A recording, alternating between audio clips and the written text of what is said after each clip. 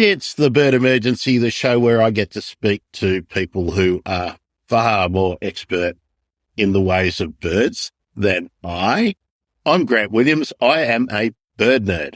And today I am speaking to David Tan, who is doing a PhD on the evolution of pittas. Now, anybody who's into bird photography knows about pittas.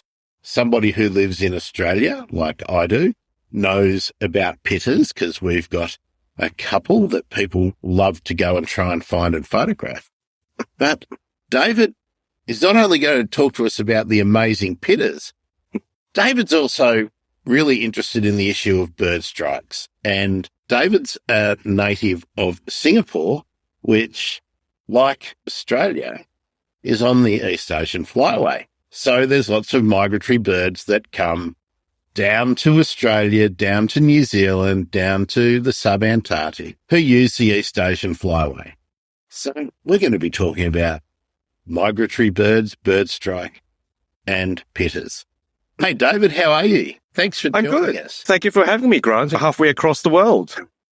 Yes, there we go. I mentioned you're a Singapore native, but you are doing your PhD at the University of New Mexico. Just tell us how you got to New Mexico. What made you choose that program instead of studying ornithology in Singapore? To be fair, I did also get a PhD offer from the University of Tasmania, but that was to study seabirds. And if you ask me to choose between seabirds and birds of the forest, it's always going to be the forest for me. New Mexico is sort of part of this sort of the American Southwest, where there's a whole bunch of universities with very strong ornithology programs. And the reason why I'm here in New Mexico is because there's a lab here that I'm part of that does a lot of work on island biogeography, which is a topic that's really close to my heart, coming from an island myself, like Singapore. So a lot of the work we do actually touches on the bird diversity that's very close to Australia, from the Solomon Islands to Fiji to Samoa. Anywhere in the South Pacific, we're very interested in, because these are all natural laboratories of bird evolution. And it's a really exciting part of the world to be looking at, right? And it's really where the theory of island biogeography really originated, from Indonesia all the way out into the Solomon Islands. So that's why I'm in New Mexico. A lot of my work focuses on specifically the pittas, which, as you mentioned, a lot of photographers, a lot of bird watchers would doubtless be really familiar with. Some of the most, I think, objectively speaking, the most beautiful birds on Earth. I will brook no argument about this. Objectively speaking, they are the most spectacular and wonderful birds on Earth.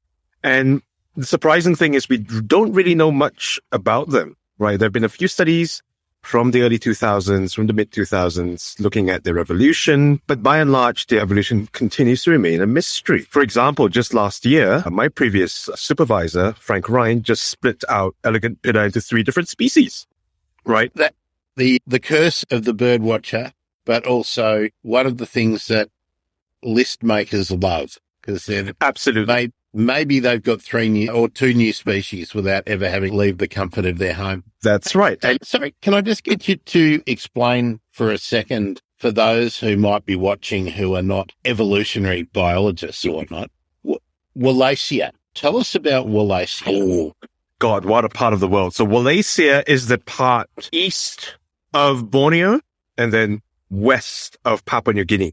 So it's this part of the world that's wedged in between 2 large continents, right? On the western side, you have Asia and Borneo and Java and Sumatra and what we call lowland Southeast Asia. Now, that part of the world was once in a single continent. Even though today Singapore, Malaysia, Borneo, Sumatra and Java are separate islands, about 10,000 years ago, sea levels were a lot lower than they were today, right? In fact, about 115,000 years ago, sea levels were about 120 meters below present-day sea levels. And because of that, sea levels dropped. And so all these land masses were merged into a single landmass that was part of Asia, right? And obviously on the eastern side, in Australia, you had the Sahul Shelf that separates Australia from Papua New Guinea. And also during this period of time when sea levels were fluctuating like crazy and they were going up and down and up, mostly down, really, Papua New Guinea and Aru and all those islands and surrounding that area were once linked to Australia. So if I go from Queensland to Australia, a lot of the birds we're going to see are actually quite similar, right? You have the only Australian species of bird of paradise up in Queensland. You have cassowaries, you have Australasian robins, the Petroica robins as well. So Wallacea, on the other hand, right? It's surrounded by all these deep water channels. Wallace's Line is one particular channel that separates Asia from Asia. And so because of these deep water channels, not all the birds that originated from Asia or from Australia could make their way onto Wallacea, right? For example, cassowaries don't make their way into Wallacea because cassowaries can't fly. Emus can't fly, so they obviously couldn't make their way into Australia, into Wallacea as well. So Wallacea is a very unusual part of the world, right? Where you see the blending of the Australian and the Asian biotas. As you transition from Asia through Wallacea into Australia, you start to realize that woodpeckers become less and less. There are fewer and fewer species of woodpeckers. On the other side, there are fewer and fewer marsupials. And so you see that there is a really interesting sort of natural laboratory of evolution in Wallacea, because of these islands, many of which are quite small, some of which are quite large, like Sulawesi, and a lot of birds are evolving in isolation, and you get this amazing diversity of birds and other organisms, of course, right, in the Wallacean Islands, including the elegant pitta, which, is a really cool bird. And it's great seeing your passion when you're nerding out about the evolutionary biology of the area.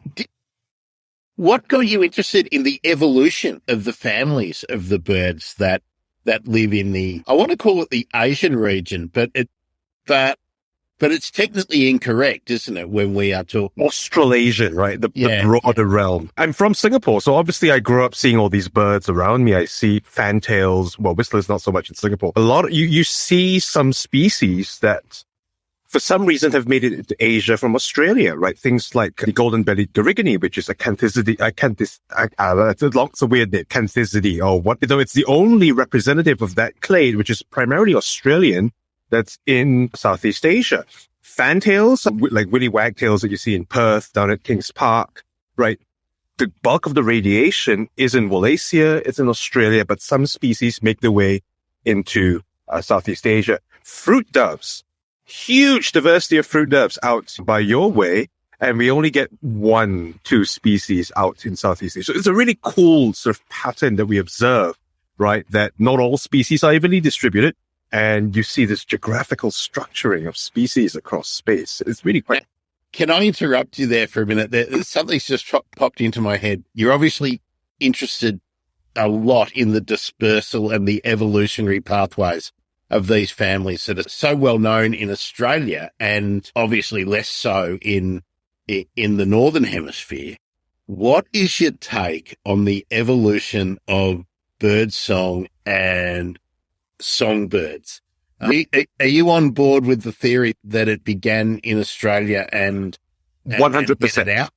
Yep. So I actually had the privilege of reading Tim Lowe's book, Where Song Began. Tim Lowe, an eminent Australian biologist who wrote this book about how song began in Australia and spread out across the world. And by and large, the biogeographical evidence seems to point in that direction, that most of the songbird lineages that we see today, the robins and the flycatchers and the crows and the starlings, what have you, must have come out of Australia, right? And then diversified across the whole world. And this is why actually pittas are especially interesting, because pittas are not part of that evolutionary history. Pittas are subausine passerines, they're subausine songbirds, meaning that their closest relatives are things like the broadbills, the tyrant flycatchers of South America. And this means that they must have emerged from Gondwana. Gondwanaland in the past would have comprised of bits of Antarctica, large chunks of Australia and New Zealand, bits of South Africa, and bits of South America, right? And so the first wave of songbirds emerging from Gondwanaland would have come out of South America and Africa. And that's the radiation that the pittas are part of. It was only after Australia probably broke off from, or Gondwanaland started to fragment, that these sort of the true songbirds, the Aussine passerines, started to emerge from Australia out through Southeast Asia, most likely, through Asia, and then diversified across the world. So I think this is a really cool part of our history that I don't think enough people really appreciate. Australia, to me, is the noisy continent, right? Because it is a really noisy continent. Australians aside, the birds are also really noisy. And I'm fully on board with this idea, right? And the evidence does seem to hold out as well, that really what we know of songbirds suggests that they may have all originated from Australia, that the motherland of song is Australia. I'm glad I could get that one in. I'm hoping one day to be able to speak to Tim Lowe. Yeah, it's a fabulous book. I really enjoyed it. Oh, everyone should read it. Yeah. It's a very well-written book. Yeah. It seemed like a controversial idea, and particularly the colonial history of, and I'm talking about the human and sociological history of so many of the communities in Southeast Asia and Australia and New Zealand, kind of meant that the idea that songbirds that had been romanticised in the poetry that we learnt at school and all those historical dramas that we watched on TV and all that as kids was actually from our whistlers and our wagtails and whatnot, and went out. So beautiful thing. David, I have to ask you, growing up in Singapore, when did you become a bird nerd and when did you get the bug? Tell us about being a bird nerd in Singapore, which was highly urbanized, and we think everyone's going to be a computer nerd, game geek or something. Well, the sort of the urbanized nature of Singapore actually makes it all the more interesting, right? So I started bird watching when I was, 11, 12 years old. I caught the bug fairly early on. Although these days there are kids starting out bird watching from the ages of 9 or 8, and they terrify me because they're better bird watchers than I am, even at that wee age. But no, where I started looking at birds was that a bird showed up in school. This was in primary school, that looked really weird. And it was building a nest in school, right in the middle of a city.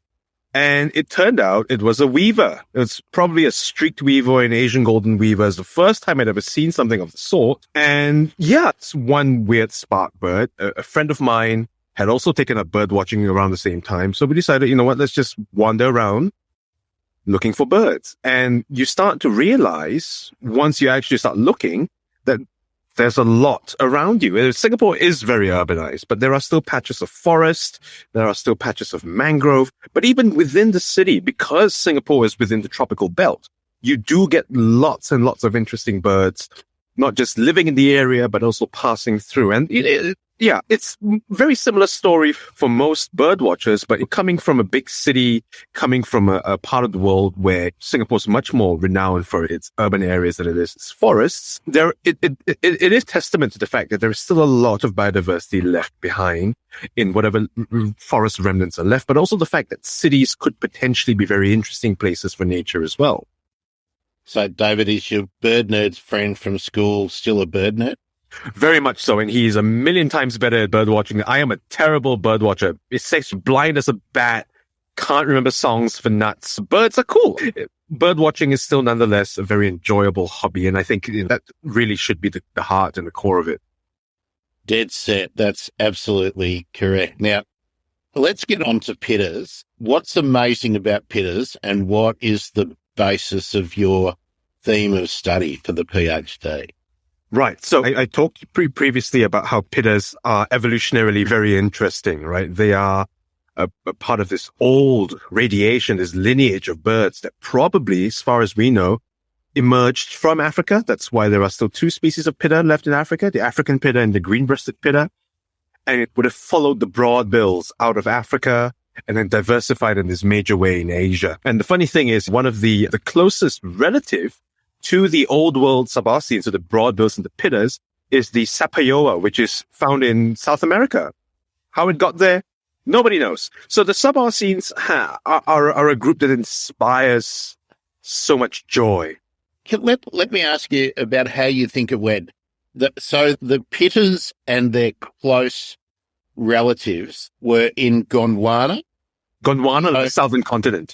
And so the populations of those families were probably dispersed because of the way evolution happens, and that when the continents shifted, you had a couple left in Africa, the bulk of them left in what became Australia, and a fringe group stuck on South America. Is that how you see it has happened, or do you think that they've got back into South America after the breakup of the continents and the dispersal of these families over millions of years? It's probably really complex, but the evidence we have suggests that Sapayoa may have been a secondary recolonization of South America, as we have seen with a whole bunch of other birds as well, right? You have some of these weird families that are primarily New World, but yet you have one or two species in Asia, probably because of super long range dispersal. So, for example, the shrike babblers of Asia, the white-bellied apornis, they're actually vireos, and vireos are fundamentally a South American clade. But as far as the evidence seems to suggest,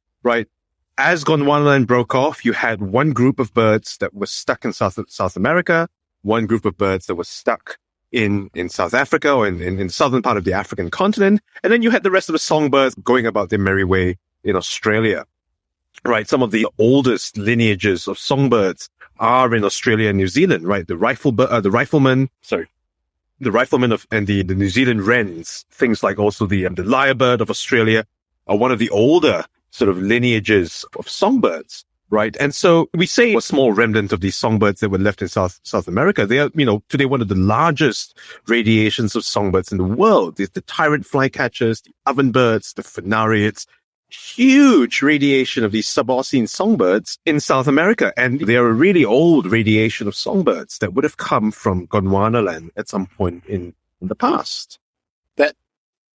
That's great hearing you geek out so much about how.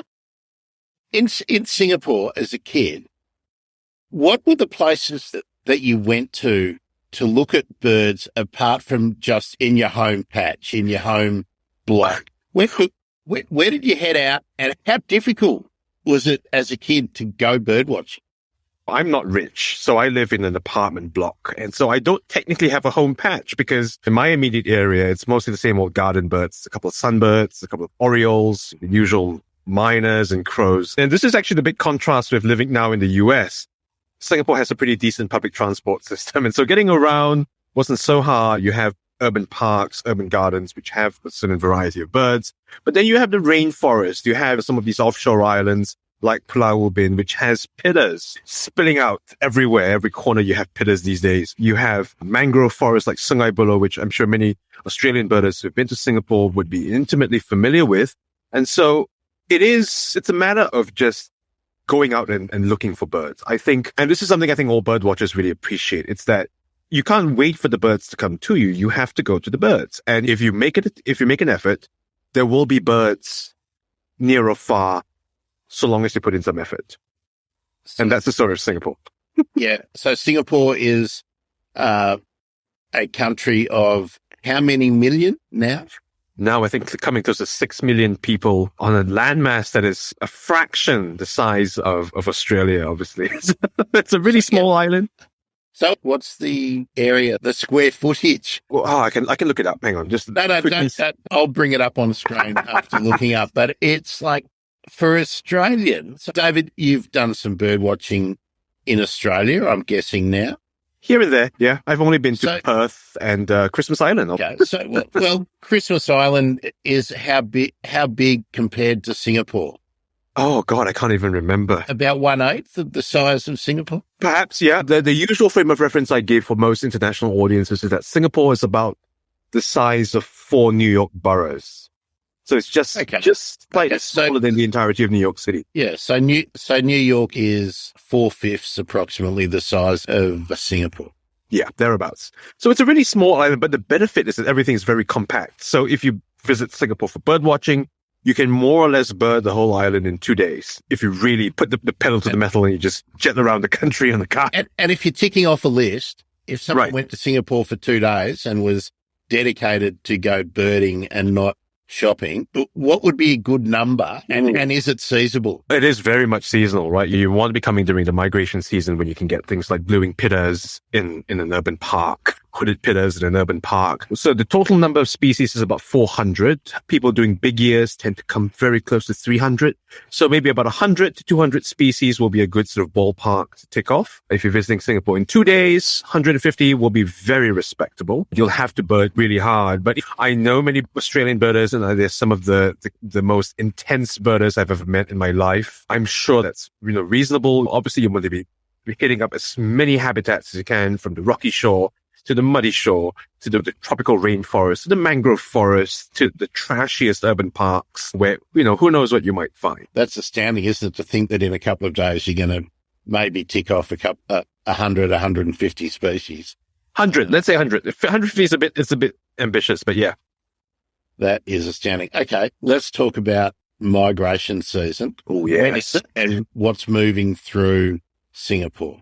Right. So Singapore lies at this choke point in the East Asian Australasian flyway, right? We get birds mostly coming down from East Asia. So, mostly following the coastline, coming down. Some of them don't come as far south as Singapore. Some of them stop, near Thailand. But by and large, most of the migrants that we observe coming through, for the shorebirds, it's going to be the usual red changs and green changs. A lot of them will obviously go all the way further down to Broome, which is the big staging ground for all these wintering shorebirds. We will have a bunch of godwits here and there, Terex sandpipers, and the terrestrial migrants will be getting all these flycatchers, Asian brown flycatcher, brown-chested jungle flycatcher, yellow rump flycatcher, which are migrating from probably South China, maybe even further north in the eastern seaboard of China. And there's going to be other kinds of... This year, for example, we've had some pretty impressive views of Himalayan griffon, which probably came from the South Asian and down into Singapore. 2 years ago, we had this incredible eruption of Asian open-billed storks coming down from Thailand as well. So migration in Singapore is a really cool event, and there are always going to be surprises because who knows, right, what weather patterns or climatic patterns further north of Singapore could just drive down into Singapore. And it's really fascinating. So we get all these thrushes as well, a Siberian blue robin, which is actually a flycatcher, not a thrush, eyebrow thrush. Siberian thrush is extremely rare, but we do get them once in a while. And of course, the pittas, which are actually not really long-range migrants, right? Hooded pitta breeds in the foothills of the Himalayas, all the way into southern China. Blue-winged pitta, which is the sort of the main migrating pitta that comes from Singapore, breeds in Indochina, so in sort of northern parts of Thailand. And they take this sort of short-range migration down into Singapore. So it's a really exciting place to look for migrants. And once in a while, some of these weird northern species will show up. It's a lot of fun. What is the best time? Ooh. Somebody who's coming to do some ticking off on their life list. Right. When should they look at coming into Singapore? So from what we know, and part of this comes from dead birds, which we haven't talked about yet, the peak movement of migrants happens in this 1 or 2 week window in mid to early October. That's when a lot of dead birds will show up. And that tells us that's really when this huge wave of migrants are passing through. So unfortunately, right, if you come at different segments of the migration season, you're probably going to see different things because not all the migrants appear at the same time.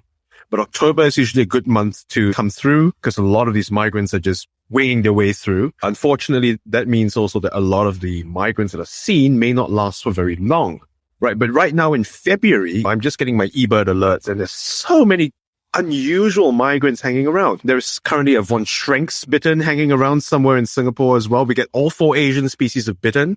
We don't get the Australasian bittern, unfortunately. And they migrate through and they usually, because they're migrants, they're sometimes found in the oddest of habitats, in an urban park, in a canal. And yeah, if you come at different times, you're going to see slightly different composition of species. The earlier you are in the migration season, so around October, you're going to get the main wave of birds coming through. And this also applies for the shorebirds because not all the shorebirds hang around in Singapore for very long. So sometimes you get the odd sanderling, phalaropes. Phalaropes hardly ever seen, but there is a chance they might show up. And you're going to get all these lesser sand plovers still in partial breeding plumage. Once in a while, a greater sand plover might show up as well. And a lot of them are going to be winging south towards Sumatra. Some of them will probably end up in Australia. Spoon-billed sandpipers. Spoon-billed sandpiper. They're last seen in Singapore, 1997. But we did have one individual that was tagged with a satellite chip, right, that made its way down East Asia, crossed over Malaysia, Peninsular Malaysia, didn't stop at all, and then ended up in northern Sumatra. That was, I think, Line 7, right? That was part of a research project to track the movements of the spoon-billed sandpiper. So we were all really unhappy that it skipped over the peninsula, because if it had just landed in the peninsula, half of Singapore would have gone to chase that one poxy little bird. I'm sure of it, right? We had Nordman's greenshank in Malaysia a few years ago. We saw 2018, I believe. And Nordman's greenshank in Singapore has been quite rare, but it's been seen before. It's just that they don't really show up as often as we'd like. And well, you can't have everything. No, well, you mentioned that your eBird alerts have been pinging off. So you're a pretty intense bird nerd. There's no doubt about that. The Americans infect you with eBird and it doesn't go away. It's a long-running disease.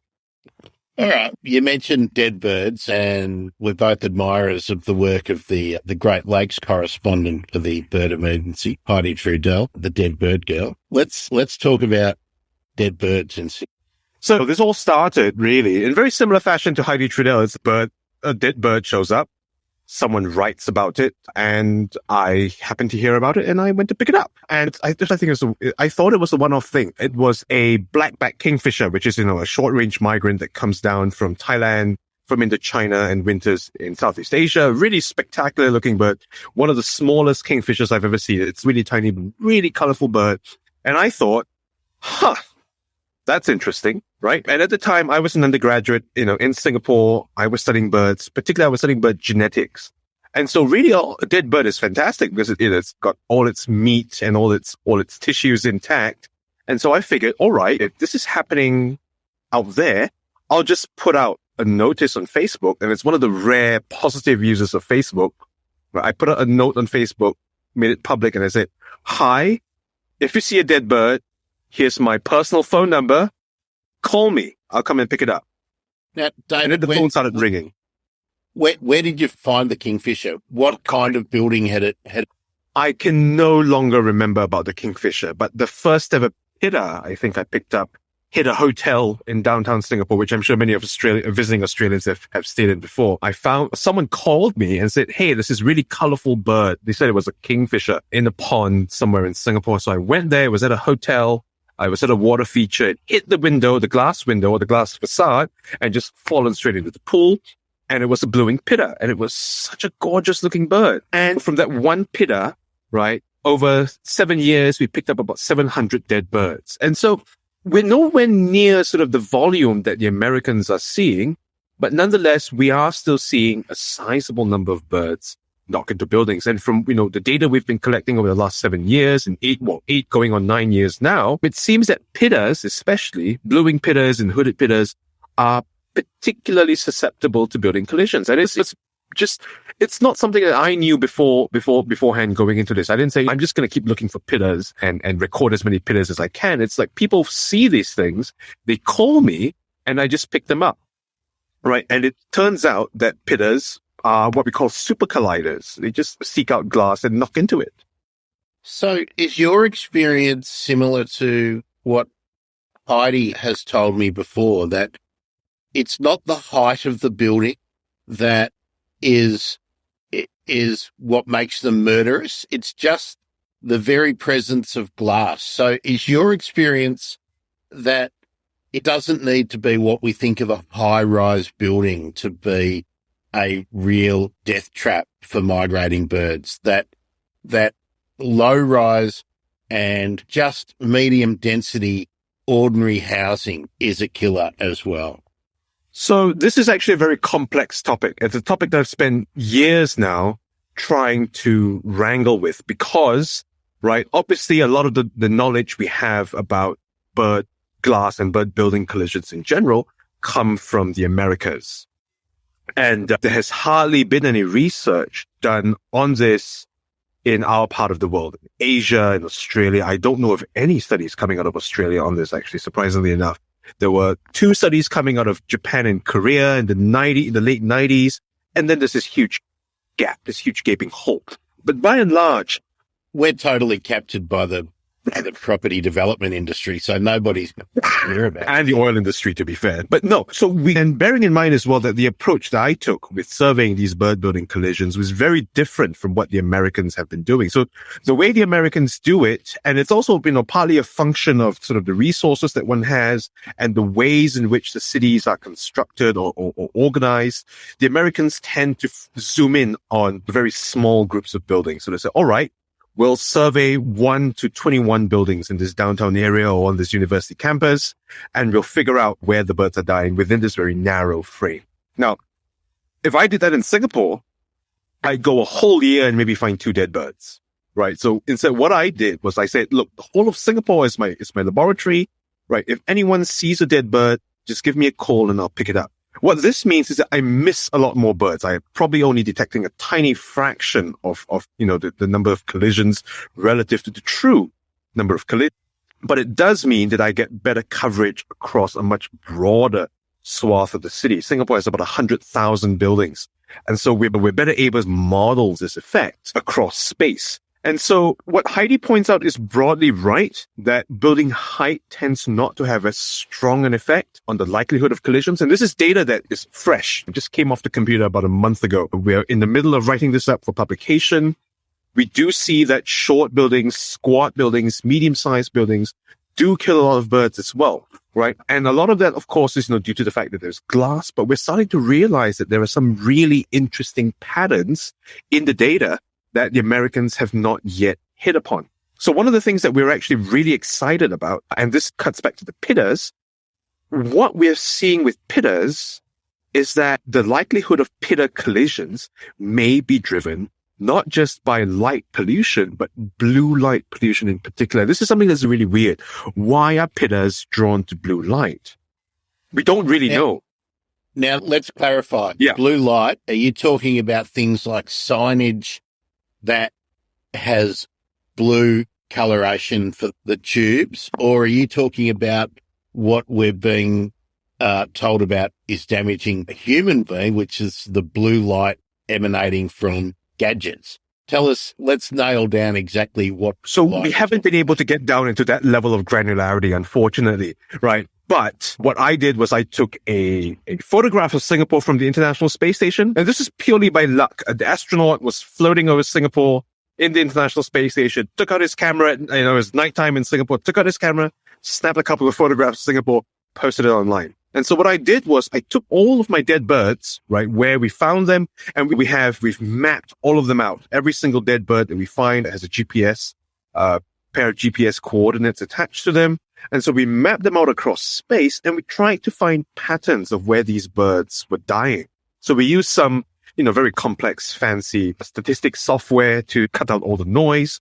But what we found was, at least in terms of the emitted light wavelengths, areas with more blue light pollution. And these tend to be downtown areas, because in Singapore, at least, most of our street lights are red, because we use the old-fashioned sort of high-pressure sodium vapor lamps, although we are switching to more white light. And it's really mainly right now in the downtown areas and shopping districts where you see a lot more white light being put out, whether it's by signages or whether it's by street lights. We can't really distinguish between those, but we do know that there is a lot more white light and therefore a lot more blue light in these areas. And these are where the Pittas seem to be dying. And so this is really weird. That's pretty extraordinary, isn't it? That's something that I'm sure you've noticed it too, but I've got a lot more miles on the clock than you do, David. But it's only in maybe the last probably 7 or 8 years that I've noticed that vehicle headlights now, when they're not pointed straight at you, if you look at them, they appear blue rather than blinding white, that yellow-white light that we always had. Do you think that could it be a contributor? I'm not suggesting that an individual car light is doing it, but that blue spectrum light is increasing because cars are now emitting that light in that spectrum that they didn't do before. That's a good question, but I think it's more vehicle lights are what we call transient lights. They're not permanently fixed to a spot, right? I think what probably still has a much stronger effect would be street lights that are static and they on one spot constantly beaming down particular frequencies of light. And so this is, I think, a very interesting topic because there has been a flurry of research coming out, again, mostly from America, showing that birds are attracted to light pollution in urban areas, especially birds that migrate at night, and Pittas famously night migrants. Now, the question is, are there differences between the light spectra? Our study seems to suggest as much. There was a study from China that wasn't looking at bird building collisions. They were just looking at the effects of light. So they had 3 mist nets, one lit red, one lit blue, one lit green, and they reported that the mist net that was lit blue caught a lot more migratory birds than the other 2 nets. So there seems to be a growing body of evidence that potentially blue light pollution might have some interesting effect. How this sort of translates down to cars, we're not entirely certain. We do know, of course, that roadkill is also a big driver of mortality. not just in birds, but also in mammals, right? We know that owls are particularly susceptible to collisions with cars because they swoop down over these roads and they come exactly to the right level as these cars are, and they get knocked over. We see this quite often with hooded pittas as well. Hooded pittas, for some reason, 50-50 chance they're either killed by a building or run over by a car. So I think what I'm getting at is that there's a lot of unknown drivers that we're only really just scratching the surface of. And that's only because we've just started looking, right? This project is almost 10 years old. It's ready to go to school, really. But yet, it's only when we start digging into the data that we start realizing that there might be some of these patterns and drivers we can potentially work on. So with light pollution, we can just tune down our lights to have less blue. If you have LED lights, for example, LED lights can be adjusted. The color temperature can be adjusted. So perhaps during the migratory season, if we know that blue light is harmful to migratory birds, we can tune it to become warmer rather than cooler to reduce the amount of blue light we put out. And these are all interventions that could very well save birds. And there's known knowns, and there are known unknowns, and there are the knowns that we don't know. Right. Okay. But there are other factors as well that are really interesting. And so this is, again, going back to this huge dichotomy between most of this bird strike research coming out of North America. Now, in North America, it's mostly temperate, right? And so a lot of the focus of the North American research on bird building collisions has been on migratory species, so species like your thrushes and your warblers, New World warblers and New World flycatchers. And a lot of people have ignored the tropics, right? Where we have a huge bunch of non-migratory resident species, right? And when we started looking at the data, we started realizing that it wasn't just the migrants that were slamming into windows.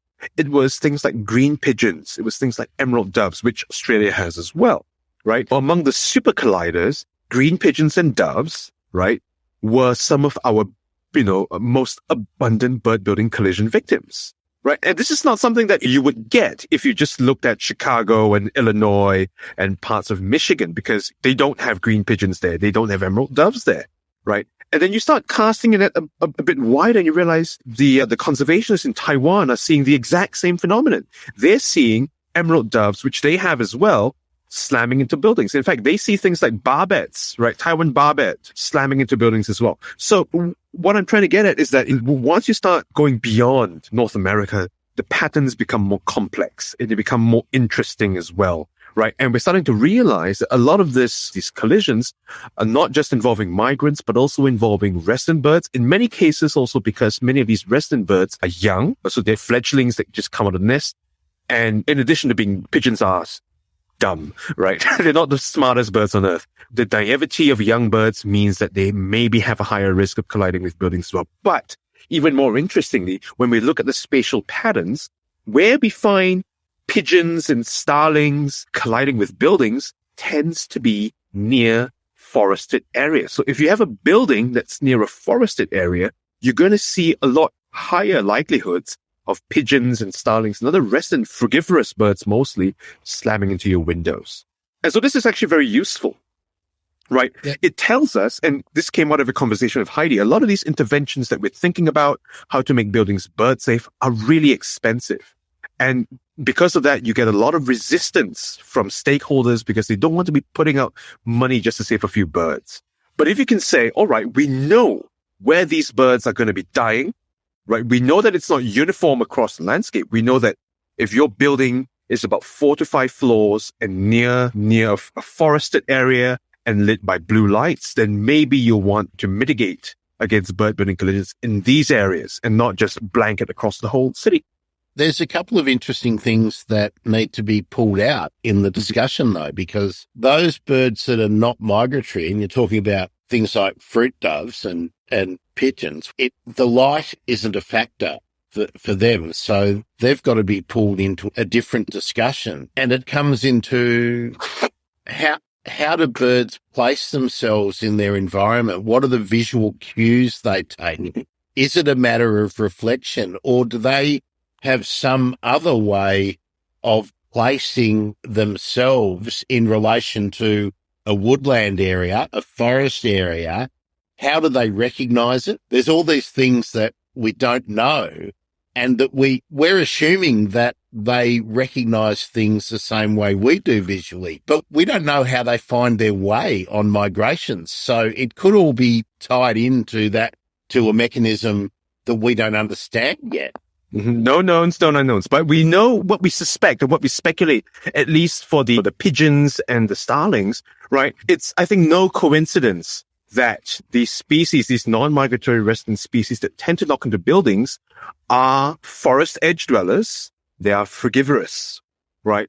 And by nature of being frugivorous, a lot of these species are highly dispersive, highly nomadic. We see this with the fruit doves in Australia. They wander around these landscapes, flying between forest patch and forest patch, looking for fruits, because fruiting is not a homogeneous thing. It's once the patch runs out of fruits, these birds are going to have to go somewhere else to find food again. And so what it suggests is that every time these birds are trying to move between patches, they're encountering these big classy buildings, and that's probably where they're going to be colliding. And of course, if you have a highly reflective window, and in this reflection you see a tree, the bird's probably going to try to make a beeline for that tree to find a place to perch or a place to hide from a predator or a white-bellied seagull hanging around. And that's when they're going to be colliding with building. So that's my working hypothesis. But I think it's a reasonable sort of a hypothesis to make. No doubt. It's just that there are just so many things that we don't understand about how birds make decisions about where they're going to go next. And how does a fruit eater find the next patch of fruit? Do they remember where they have been before?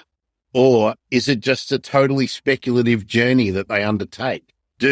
Are new building more murderous, for want of a... Yeah, so that's right. So if something pops up in a forest edge zone, is that more likely to be a killer than one that has been there for years? So much still to learn.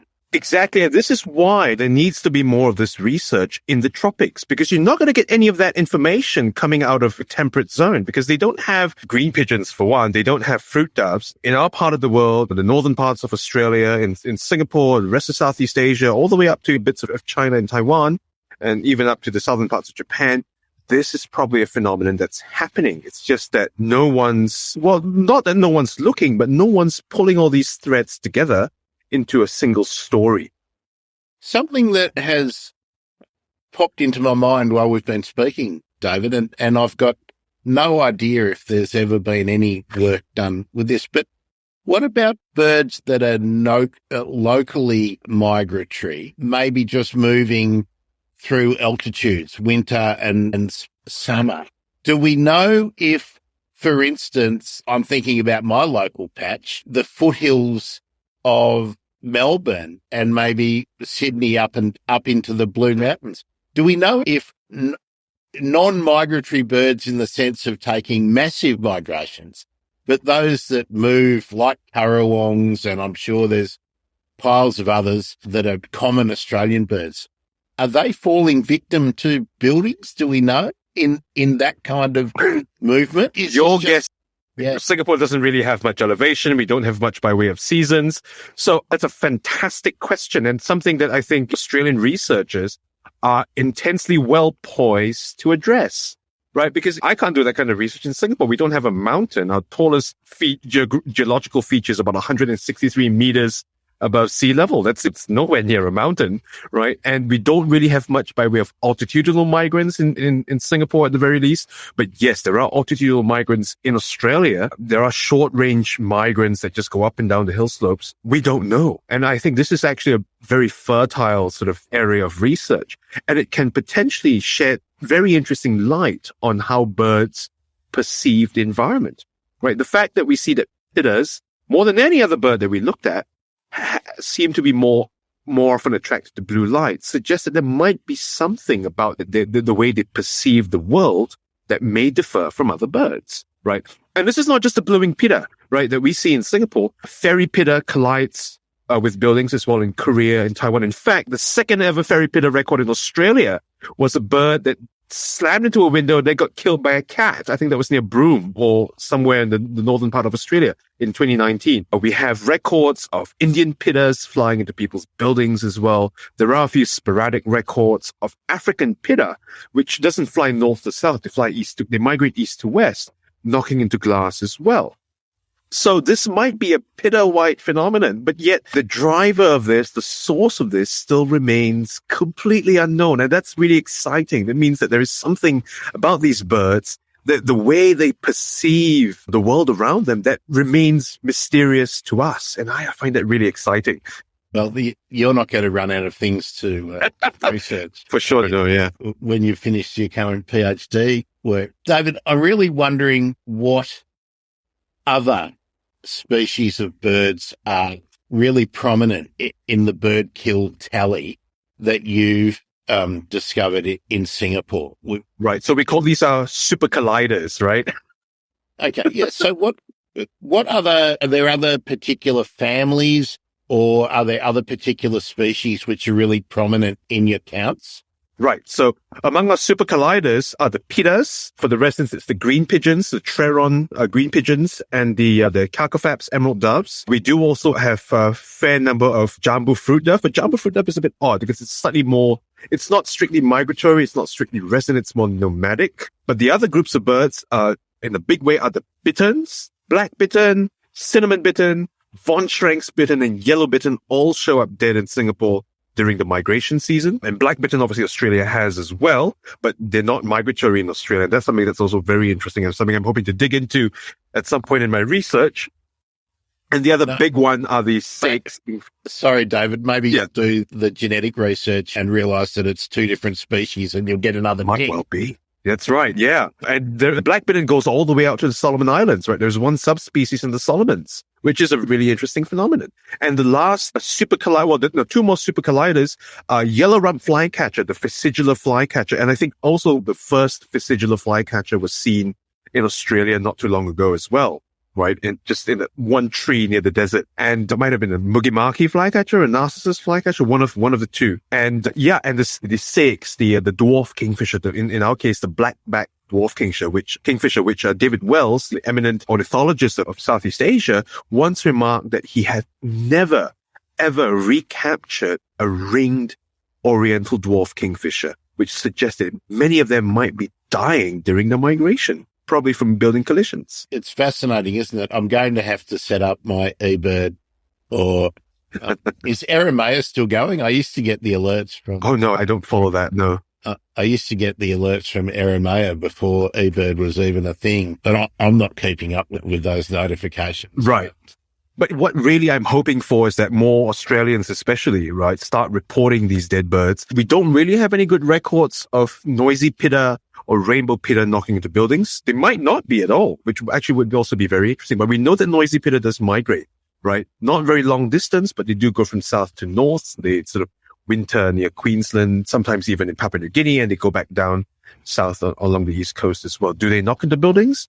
There's not a lot of data to say much, but they might well be. It's just that we're not noticing. But have to think that maybe reaching out to James Cook University and someone in Port Moresby might be to collect some data. Right.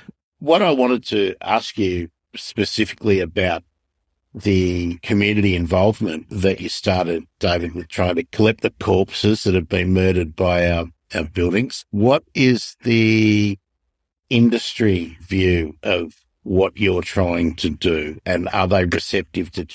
Right. So this happened all by mistake, or by this. None of this was pre-planned, right? The idea of turning this dead bird thing into a community or citizen science project was completely unplanned. And we started very small, right? But the idea was that as you find a dead bird, you talk about it. You make a Facebook post, you make an Instagram post, you talk to journalists, tell more people about it. And slowly but surely, this information has started percolating out beyond my immediate circle of biologists, beyond just the people who like birds, who watch birds, but it started gaining traction with the public.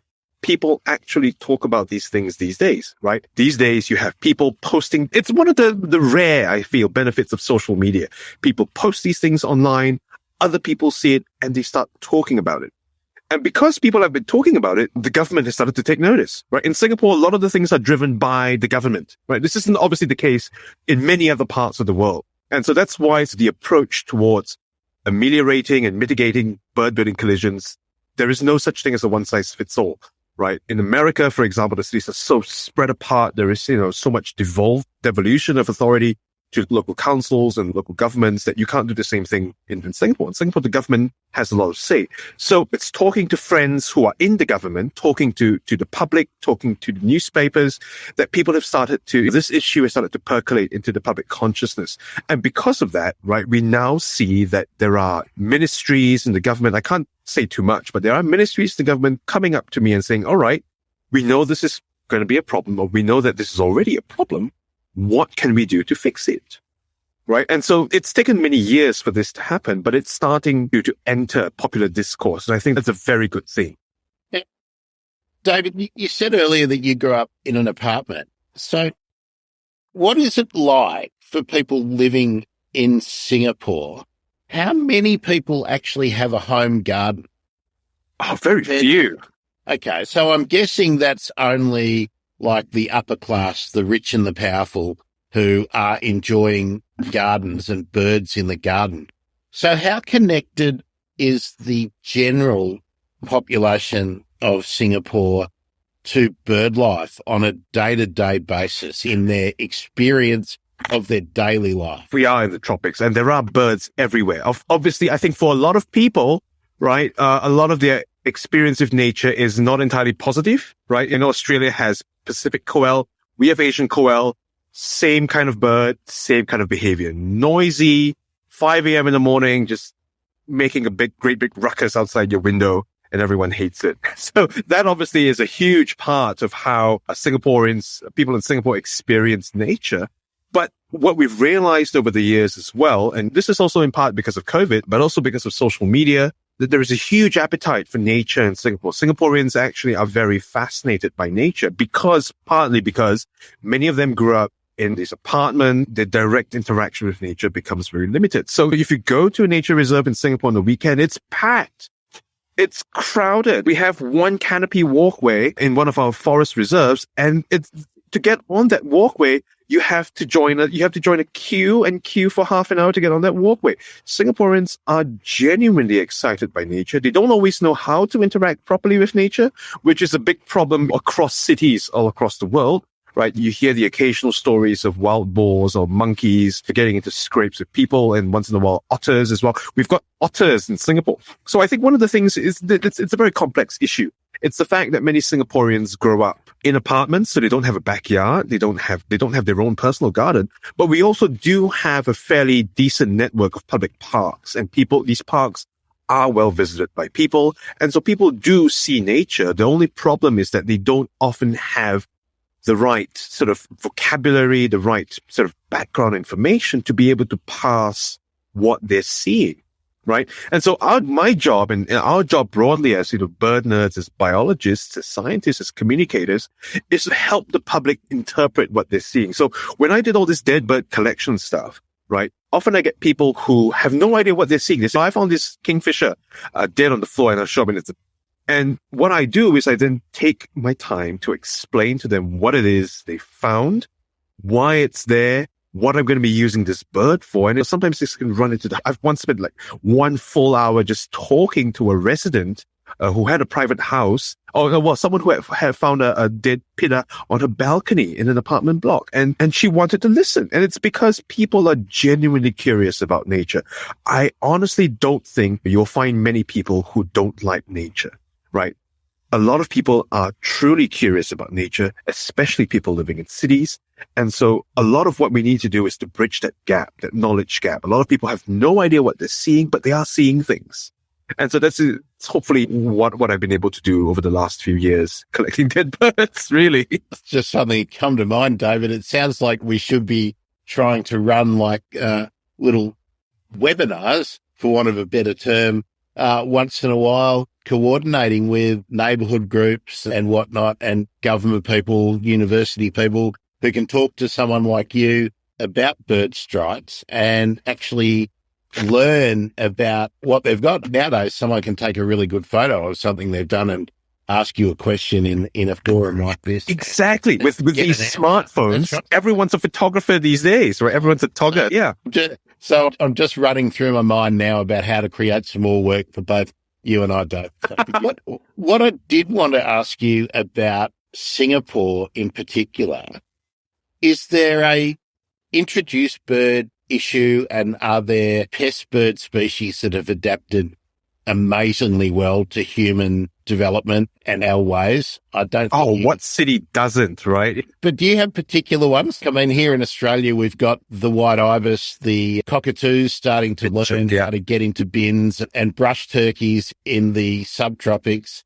Noisy miners as well. Noisy miners. What about the bloody Indian miner? But That's right. Tell us about what the urban bird highlights and lowlights are.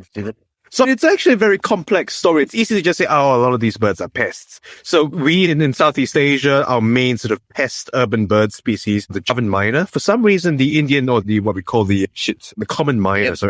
The common myna is a lot less abundant relative to the Javan myna, which has really expanded its range across huge swaths of Southeast Asia, right? Originally from Java, and then trade meant that they started getting out into Singapore and in Malaysia, Kuala Lumpur, and even north of that, displacing other native myna species as well. Can I just stop you there? Is that because it was such a common cage bird, and has it been introduced maybe accidentally over a large area, or have they naturally expanded their range? So that's a good point. I think the current consensus is that the Javan myna didn't spread from the cage bird trade, but it spread because of just hitchhiking of boats and other kinds of inter-island trade. The species that spread naturally, we think, may have been the Indian myna or the common myna, because they would have come just south from the subcontinent into Southeast Asia. Things like Asian quail was rare in the 1930s and now super abundant today, in part because of the introduction of house crows into Southeast Asia during the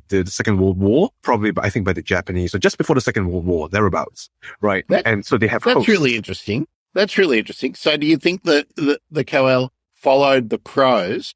Or my mind, as a horticulturist, might be that maybe the colonial plantings in all the cities that were, and the street trees that were chosen, and the garden plants of the settler class may have facilitated that too. So it's twofold, right? Because Asian koels, they're native to the tropical monsoon rainforest in the north, right? And in many cities, right, because of the urban heat island effect and the way in which we do urban planting, right, many of our cityscapes and the treescapes in cities tend to be very similar to the sort of drier forests of the north. And so it's probably this twofold confluence of factors where all of a sudden you have suitable hosts for these koels, which are the brood parasites, the crows and the orioles. But then also you have very suitable sort of environmental conditions for these koels to thrive, right? The fruit trees that we plant in our streetscapes as well. These probably just combine to make conditions particularly fertile. It's never usually just one factor. Same thing with the Goffin's cockatoo, and earlier on the yellow-crested cockatoo as well, right? These are species that were abundant in the bird trade, but if we were just to release one cockatoo, it'd probably just die on its own. But because it's got food, because there's enough critical mass of these cockatoos in the bird trade that escape, they start forming these feral populations, and all of a sudden they become these established species. But the funny thing, and this is the complicated thing about a lot of these sort of what we call pest birds, is that Javan myna in its native Java is endangered. It's threatened by the bird trade. Not so much Goffin's cockatoo, but yellow-crested cockatoo, endangered by the bird trade in its native Australasia. So there is an argument being made right now that many of these sort of invasive populations are actually insurance populations. Yeah, that's right. They're insurance populations, and if they have come from original lineages from the original bird trade, pet trade, there's going to be a genetic reservoir that is no longer available in the indigenous, for want of a better terms, indigenous very much populations. So this is a huge topic of research in Hong Kong. People like Dr. Caroline Dingle, this fantastic sort of new realm of research looking at the broader picture of bird conservation, because we are, in our part of the world, in the middle of a crisis, right? The demand for songbirds is causing rapid declines in many bird populations. Barley myna, nearly extinct.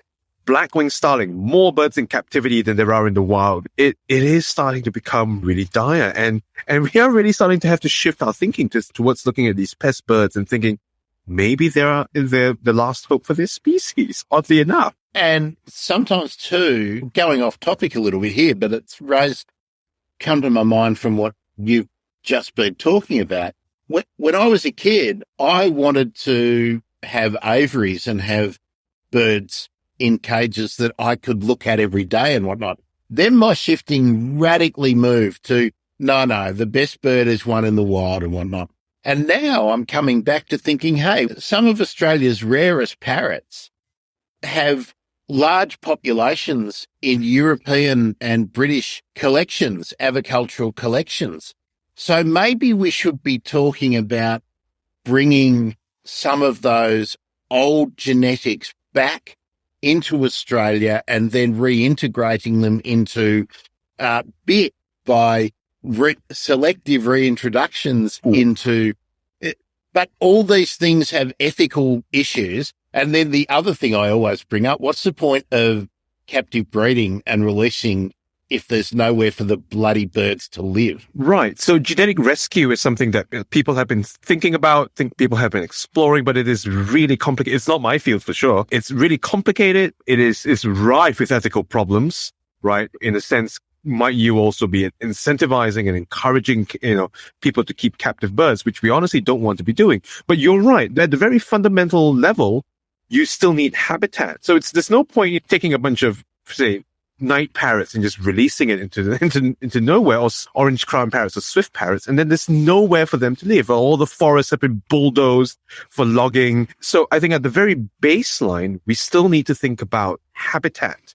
Right. What are the habitats that many of these threatened species need? What are the habitats that swift parrots need in Tasmania? What are the habitats? Now, how can we, for example, right, as sort of people living in urban areas to a large extent, do in our backyards with our urban plantings that may potentially encourage certain species to establish or persist? Right. That's a really interesting thing that you've mentioned there. And talking about the swift parrot, if the swift parrot and they preserve habitat in Tasmania, it still needs habitat in the mainland. And that's the problem. That's very much the problem. So. And of course, it's easy for governments and for anyone seeking election to look good by throwing money into a preservation program that partners with a zoo, right? With captive breeding. It's much harder for that bloke to look good by telling a property developer that he can't do something with that 28 hectares that borders a degraded state forest. So the cost is always in preserving habitat, not in trying to repair habitat. The cost is always in keeping existing ecosystems intact and in place. So I don't know, David, we just have to keep banging the drum and shaking the tree and whatnot. Not too hard. Yeah, no, not too hard. And because we don't want to dislodge fruit that could be feeding green pigeons, right? That's right. Yes. Now, tell us a little bit about New Mexico as a bird nerd. What do you get up to on your weekends there? Okay, the problem with New Mexico, being from Singapore, we have a pretty good public transport system in Singapore. I don't know how to drive. And New Mexico is a state built around the car. So if you don't drive, it's very hard to get around. But thankfully, my colleagues drive. So I often pay for the gas. We go out on these bird watching trips. But this is the thing. The Southwest, the American Southwest is really the heart of American bird watching because it's really where you get this confluence of 3, 4, 5 different habitats coming together in this really tight area. In the north, you have the Rocky Mountains coming down south. So you get these montane birds like mountain bluebirds, even ptarmigans. It's the further north you go, right? And then on our eastern flank, you have the Great Plains. So these huge grasslands and all these grassland adapted species like meadowlarks and all these North American sparrows. The further south you go, you start drifting towards Mexico and all these Mexican birds that do make their way up once in a while, especially following these mountain ridges that are mountain chains that come up from Mexico. So if you go to Arizona, the southeastern corner of Arizona is the holy grail of North American birding because it's where you get things like neotropical trogons, right, that show up once in a while. Things like olive warbler, things like this one species of becard that breeds in southeastern Arizona, that tiny corner of southeastern Arizona. So it is a fantastic part of the world to be in, right? You have the desert, you have the mountains, you have the Great Plains, you have the Rio Grande River Valley. It's remarkable. Right. I did go out on this whole day long birding trip last Sunday, and we had about 80 species in just one day, right? Just going from Albuquerque south towards El Paso at the border with Mexico. Obviously, we were chasing lifers. There was a rufous-back robin, which is actually a thrush, that was seen at the dam. We got that. And there was this weird hybrid hummingbird that's probably a hybrid between two different genera of hummingbird. Very likely a hybrid between Anna's hummingbird and a broad-billed hummingbird, which is incredibly unusual. And it looked like such a weird-looking bird as well. So it is a fantastic part of the world to be based in, if only I had a car. Have you got anything planned for the global big day? Oh, geez, no, I'm a PhD student. I don't have time to plan more than an hour ahead of time in my life. I would very much like to go birding. I've got a ton of stuff to do. I've got people hounding me for very tight deadlines. I feel like the global big day obviously is, there is an audience for that. And I like to bird at my own pace and my own time. And there's a lot of birding to be done anyway. A lot like me. Now, I hadn't planned to go here. I hope you're happy to talk about this.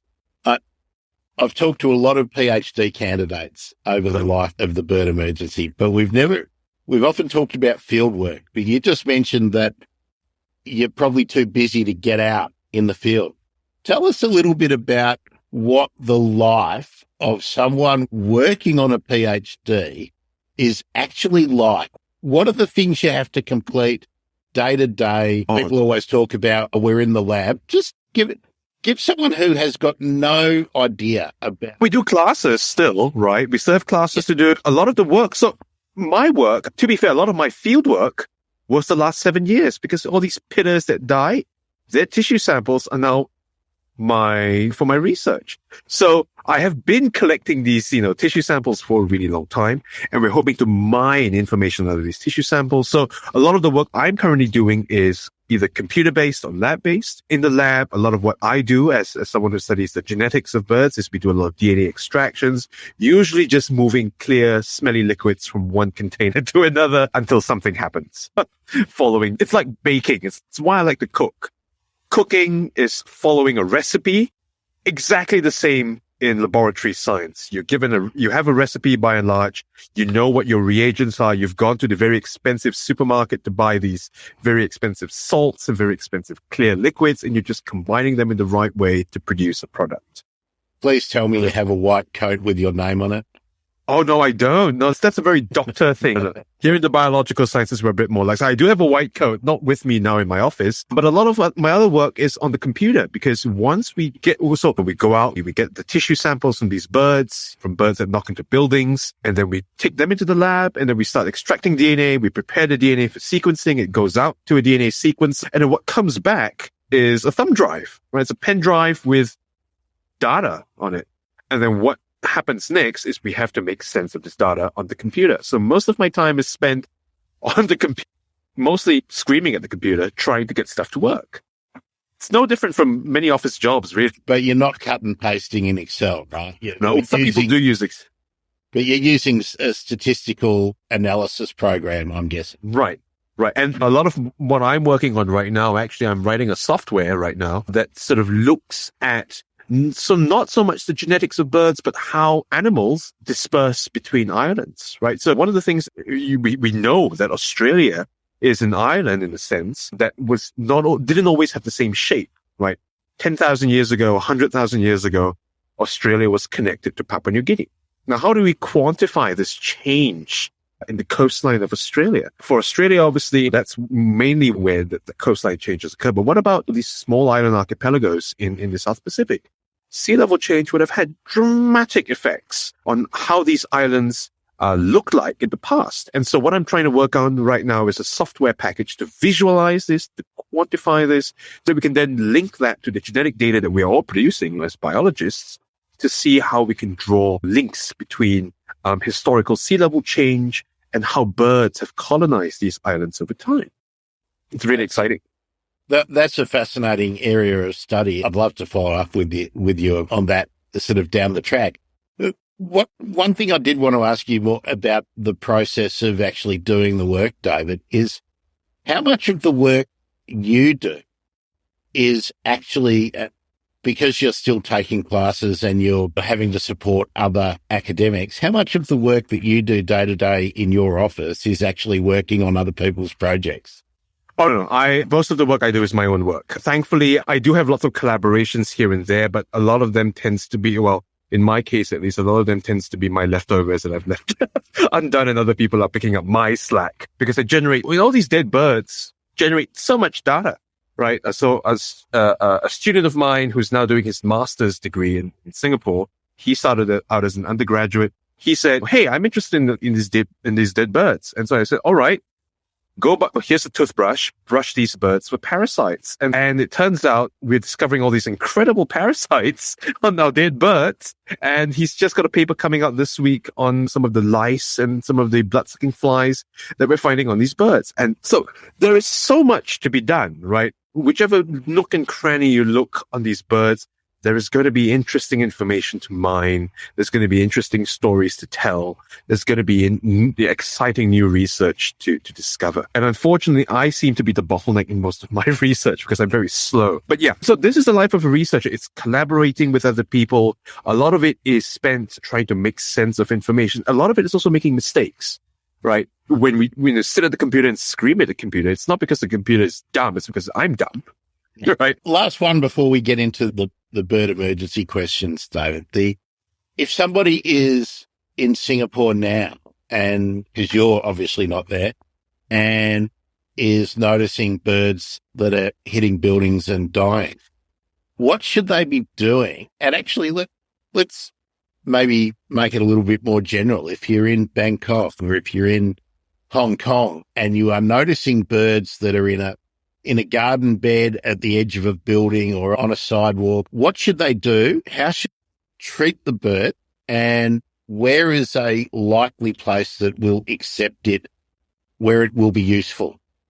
So the best advice I can give, contact your nearest natural history museum or contact your nearest university biology department. Look for an ornithologist.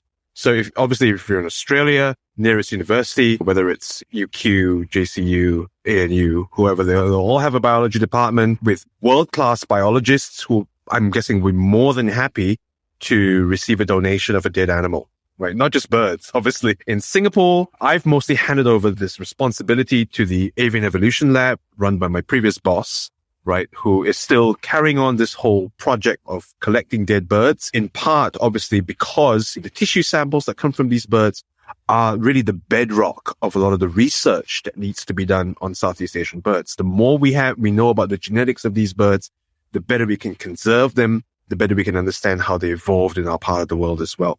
Another thing that I recommend people do is to use iNaturalist, where you can take a photo. Most people have a smartphone these days. Grab a photo of the moment you take a photo of it, it's automatically geotagged. There's a GPS coordinate associated with it. You upload it. Scientists can go to iNaturalist and just download this data. So even if the specimen is not preserved, at least it's a digital record of the bird having been observed and verified at a particular location. So it's probably the best advice for everybody is to get iNaturalist onto your phone and use it. It means you don't have to pick the bird up if it's a bit manky, which often you don't find them for 2 or 3 days. Right. So as long as there's enough of the plumage there for someone to be able to identify it, will still be a useful addition to the world of knowledge. Yeah, that's great. Okay, David, is there anything I haven't asked you about pittas and migratory birds in Singapore that you think I should have asked you? We've broadly covered the main topics, right? About how birds are knocking to buildings, migrants, many of them migrate at night. There's huge diversity of migratory birds in Southeast Asia. Yeah, I think we've covered most of the key issues. And of course, we also talked about, with the example of the swift parrot in Tasmania, how conservation of many of these birds that move needs to cover more than one jurisdiction, right? You can't conserve birds by saying, all right, I'm just going to preserve one habitat here. Birds move around, right? And you have to think about it in broader spatial terms as well. Why don't those birds just go to the patch of mangroves that we've saved in Thailand? Why do all these birds want to keep going to Korea? I don't understand. Why can't the bird learn? But see, that is the perspective of a building, a development, someone who's, a building developer or a government officer who doesn't necessarily understand life or nature, right? And so this is a big failing that we have in our education system. We don't teach people about the natural world. And because of that, you have this bunch of policymakers, bunch of business people, or business people, maybe they're motivated by other reasons. You have developers who don't understand basic ecology. Why can't the bird just go elsewhere? If it breeds here, exactly, just up and move somewhere else. And why don't they ask themselves, why don't they still want to live in the apartment? Right. So this is exactly why right now we're seeing this renaissance of what we call science communicators, because we're starting to realize that, geez, Louise, people don't know anything about the natural world. And there needs to be a way of conveying all this information to the public so that it's not just about awareness. I think broadly speaking, people have awareness. We've moved past the need to raise awareness. We need to now raise understanding and empathy for the environment, right? And so this is actually really important. People are aware of nature, but a lot of people don't give a shit. Absolutely. That's the point. We even though what I'm doing is only about pushing out a message, but it's not a message to raise awareness. As you said, everyone knows that we've got to do stuff. Now we've just got to build the pressure to make people do stuff. But it reminds me of something, I can't remember who it was who said it, but we are the most information-rich society that's ever lived. But why is everybody, that's what fascinates me. Well, because we're now drowning in so much information that we've lost the ability to process and to be discerning and to distinguish between what's useful information, what is bullshit. So I think this is why, again, as communicators, as science communicators, there needs to be strategic efforts to make nature more understandable to the public. Right? It's not just about podcasts are part of the thing. Podcasts appeal to a very specific audience. It's about finding ways of finding new audiences, new ways of doing things. One thing I do is I do school talks. Before I came to the US, I would do a school talk maybe once every few months, because that's a great way of reaching out to a huge audience, many of whom are super interested in nature, right? You catch them young enough, they're really excited about even the ugliest looking insect. And if you can get a kid who's 5, 6, 10, 11, 12 years old, interested in bees and wasps, you've won that battle. They're going to be interested. That's right. Every revolutionary movement that's ever been successful knows that you have to get them young, right? Right. But it's about also, much as zoos there are, issues with zoos. Zoos are very important for conservation as well, right? So it's about making sure that your parks and your zoos are accessible to people. It's about making sure that people have access to the information and that you actively seek out measures of getting this information to people. Because otherwise it's going to be all that rubbish propaganda. It's going to be rubbish nonsense that's going to be polluting people's minds. So telling them, who cares if this bird goes extinct? We've got other birds as well, right? And that is, what we don't want people to be thinking, getting jaded with conservation because things are going extinct. Okay, I can't resist. I can't resist, but I'm really interested in your perspective on this. Why is it important that we preserve the noisy pitta when we've still got other pittas? This is the thing, right? You don't know what you've got till it's gone. Someone made a song about this, right? And there are many facets to this. One, every species on Earth does something. And whether or not we benefit from that directly and indirectly, regardless of whether it's a binchuk or whether it's a noisy pitta, right? A lot of these animals in the wild do something, and very indirectly, they will have impacts on us. Once an environment starts to break down, we'll start realizing it. Once, for example, your dragonflies start disappearing, your mosquito population is then going to explode, and then people are going to start realizing, holy shit, maybe we should have preserved that pond, right? Instead of letting it become a puddle of stagnant water, right? That's one thing. But the other thing, and this is something that for some reason, despite the fact that we're seeing a rise in nationalism around the world, we don't see a concomitant rise in pride in our natural heritage. Every single one of us inherits a group of animals as part of our legacy, as part of our culture, right? So much of Australian culture is built on the birds and the mammals that live in Australia, the kangaroos, the kookaburras, in Singapore as well. We are inheritors of this natural legacy that's been left to us. And so why are we so proud about societal structures, but not as proud about the wildlife that is very much part of our culture and our heritage as well? Honestly, that should be the most important defining thing about many of our societies. It's the fact that we have this biodiversity around us. And that puzzles me, really. You know what puzzles me? I don't know how much the colonial history of Singapore has rubbed off on you, but why does the England cricket team have 3 lions on their jumper? When was the last time someone saw a lion in England, right? It's just crazy. Why do so many countries have lions on their coats of arms? Well, Singapore has a lion on it. We don't have lions. But that's probably a colonial throwback. Well, it's part of the myths we tell ourselves. But regardless, right, nature should be something to be proud of. And I think this is something that we need to start shifting the conversation towards. It's that it's okay you have your history, every country has its history. But more importantly, a lot of this history is, I won't say fake, but it's constructed. But what's really real is the nature that lives and grows on the land. Whether it's the spinifex grass that grows in the plains in the northern, in the more arid parts of Australia, whether it's all the marsupials that live in weird places, whether it's the bogs and the rivers, these are all parts of the landscape, and it's things that should make every person proud to live where they are. Right? What's Singapore national bird? It's the construction crane.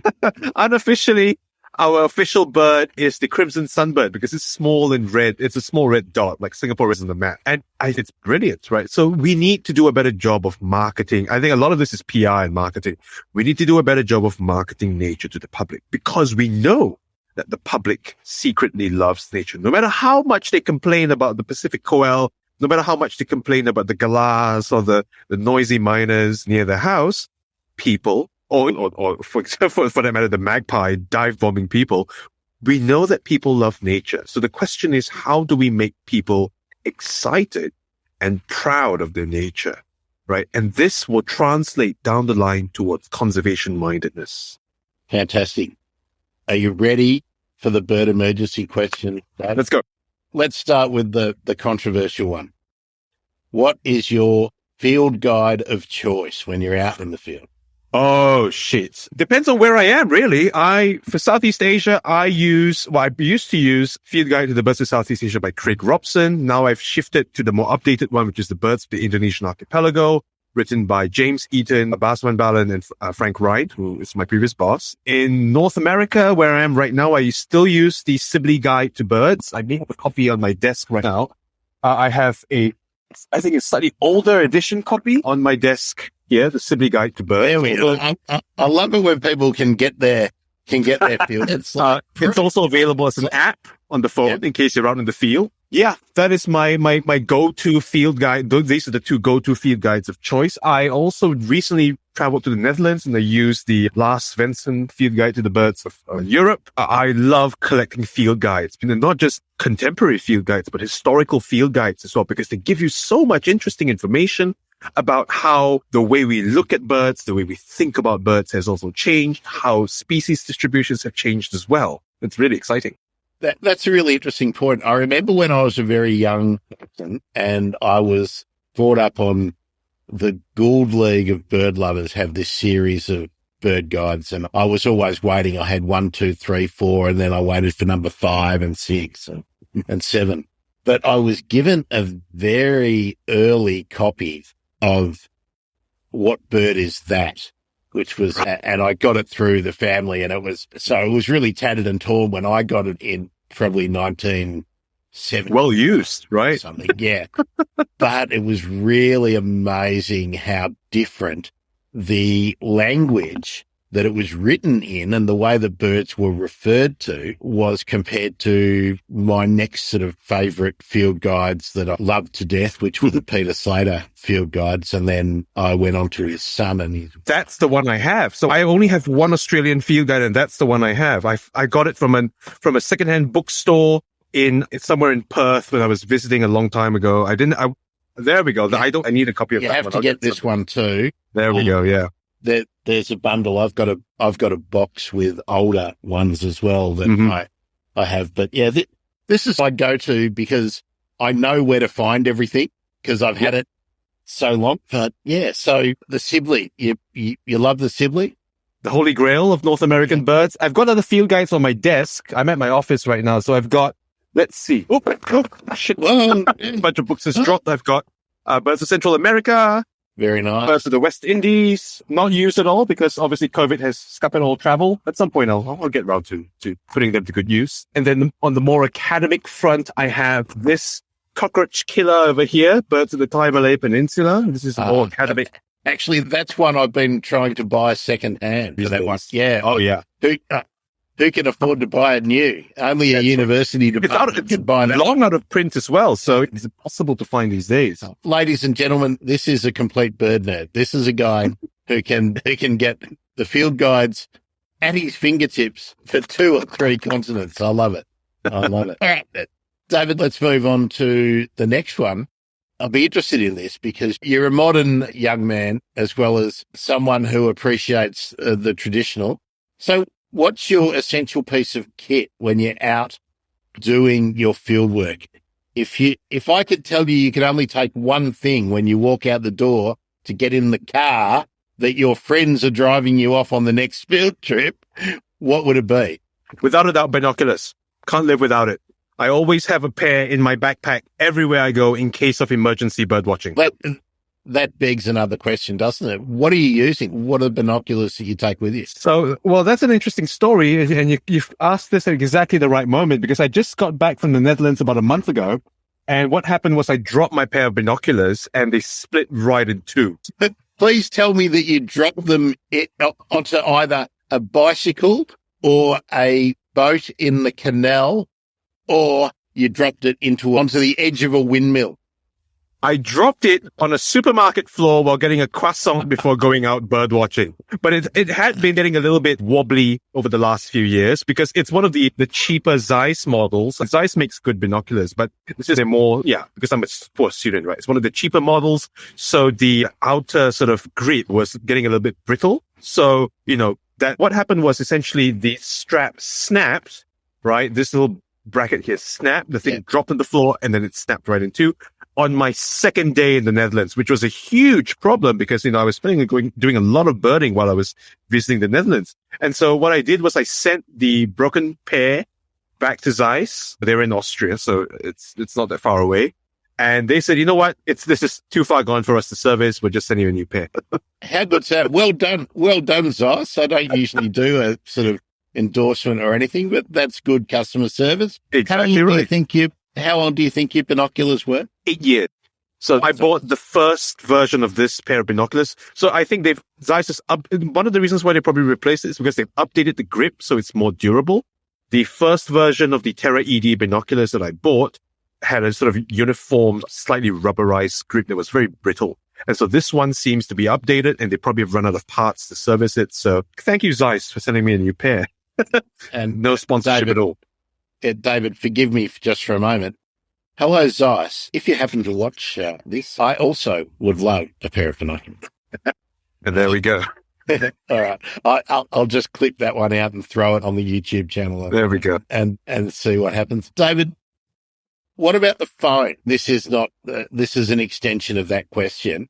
How much are you using your phone when you're just out birdwatching? Are you religiously marking things off in an app as you're out on the day, or are you using playback? What? So the Americans have damaged me very badly because the Americans are obsessive e-birders. And so they will e-bird in real time as they're bird watching. At the moment they see something, it's going to go on the e-bird checklist. In the past, I used to be a bit more relaxed about this. At the end of the trip, you e-bird, you frantically try to remember everything and you e-bird it at the end of the day. But more than that, the phone has actually become really important to me because as I grow older, as my bones start to become more brittle and tired, I've stopped carrying the camera. I used to carry this enormous monster of a camera. It's been up to Mount Kinabalu. It's been to Aceh and Sumatra with me. but it started to become a huge burden because it's so much kit to carry around. And so these days, I'm much more fond of digiscoping and digibinning, right? With the binoculars, I figured out a very good way of taking terrible but serviceable and identifiable photos of birds. Just twist out the eye cups, zoom in to about 50%, and then you just pop it on like this, and you can get perfectly usable bird photos. So you don't have to carry a heavy camera, and there's really cool adapters you can get to. That's right. That. Yep, exactly right. So I feel the other thing as well to me is that the camera changes the way I see birds. The camera drives me to try to think about composition and the way the bird looks and the aesthetics of the bird. And that can sometimes be very distracting, right? What I want to really be doing is just looking at the bird, appreciating its behavior, and observing it. I don't want to be thinking about, am I in the right angle? Is it backlit? Is there enough light? What my camera settings have to be? I want to immerse myself in the experience of the bird, not the experience of photographing the bird. So it's something that, I've started to shift more towards as I get a little bit older. The younger me would have been like, click, binoculars, hardly even use at all, just the camera. But these days I'm trying to bird a bit more slowly, right? And with just the binoculars and the phone. I think it's more fulfilling that way. That's a really interesting perspective because, I have talked to quite a few bird photographers, and sometimes their mindset about being in amongst birds is really different to that. As I'm not a list keeper when it comes to birding. I'm just totally into the experience, and that I was going to do the sight gag with you about the e-birders. Honey, have you ticked off the rosette spoonbill? They're in a party of 15 people standing there watching something going, honey, make sure you tick it off in e-bird. Oh God, to have someone to be your e-bird mule. No, we do it ourselves. But I don't even like talking if I'm birding around other people. I think I want it to be quiet. I want to hear the birds. I don't want to hear you talking about. And you brought up playback. So playback is starting to become more controversial. I think there's some photography competitions that have started banning playback. I feel has its uses, but needs to be used sparingly, right? I've seen, unfortunately, from being from Singapore, I've birded a lot around Asia, and the Asian photographers can be very aggressive with their use of playback. And that started to grate very heavily on me as well. So I got to Malaysia and you see these photographers with the tape playing on loop non-stop. That's not how playback's supposed to be done. Playback's supposed to be a sort of targeted burst of the song, so the bird maybe gets interested and comes a little bit closer. It's not meant for the bird to sit right on your camera. But that also tells you that those people have no idea about birds. If they are continually playing the song, an identification call or a territorial call of a bird that is territorial, that's the same as someone bashing on your front door non-stop with a sledgehammer for 20 hours. We could go on for another 2 more hours about this. This is a topic that I'm actually very passionate about. And it's what has gotten many photographers angry with me, because I feel that, going back to the idea of how the camera changes the way you view nature, a lot of the increased accessibility of the digital camera and these long lenses has made bird watching a very different place these days. And it's not necessarily for the better, right? The problem is, compared to a pair of binoculars, you have to get a lot closer to the bird with a camera to get a decent view, right? Because you have a frame that's a certain set of dimensions. You want the bird to be composed in a certain way. You want the bird to be visible to a certain extent, right? You want to get as close as possible to the bird sometimes, right? People have taken passport photos of birds with just the cropped head of the bird. How close do you have to get to birds sometimes to be able to get that kind of shot? And because of this, it's changed the way people interact with nature. And it leads to a lot of these behaviors like, baiting. We see this problem with owls here in North America, snowy owls, people harassing the snowy owls, incessant use of playback, overuse of flash photography. And these are things that we really need to grapple with broadly as bird watchers and bird photographers, to have the welfare of the bird first. But you will have people who have not a lick of knowledge about what the birds are, right? Developing their own very silly ideas about how they're affecting the birds. So this is, complicated. Couldn't have said it better myself, David. Couldn't have said it better myself. It's ethically quite challenging, and it's fantastic that people are taking photos and putting them out there in the world to convey some of the conservation messages that need to be made. But it's not a substitute for stamp collecting, and that's what I wish people would come to grips with. It's not train spotting. And it's not stamp collecting. So right. There's no point raising awareness about a really rare bird through photography if you've trashed the habitat in the process. And we see this right, whenever... Or you've stressed it out so much that it flew away after you took the photo and dropped dead. Exactly. So one of the horrifying stories I saw, this was in Malaysia. I was up in Fraser's Hill, and there was a long-tailed broadbill nesting right above the trail. And you had these photographers there. Number one, they were smoking and just dropping the cigarette butts on the trail. Number two, they were playing the tape at the nest. Like, where do you expect the bird's going to go? It's nesting. Even if it's gone out to look for food, it's going to come back. So just sit there, don't make a sound, you'll get your shots. You don't need to use the tape. Yeah, I mean, that's all kinds of levels of stupid, isn't it? Like, that's just amazing. Let's get off that for a minute. Where's your personal favourite spot that you've been birding or that you like to go regularly birding? In New Mexico, just around campus. Actually, you know what? It's always going to be just around campus because university campuses tend to have lots of nice trees. In Singapore, the National University of Singapore, there is a nice little forested area on campus where some really unusual birds have been seen. I was once bringing around a guest who was visiting from India, from Bangladesh. And we had our first ever record of chestnut-bellied marcopa for that site and gray-headed fish eagle and all these really cool birds on campus because we're in New Mexico. And we have a duck pond. It's the only bit of standing water from huge radius around. So all these weird ducks show up. Right now, it's mostly mallards and wintering American widgeon. But once in a while, last week, we had a ringneck duck. And we often get these weird ducks once in a while showing up.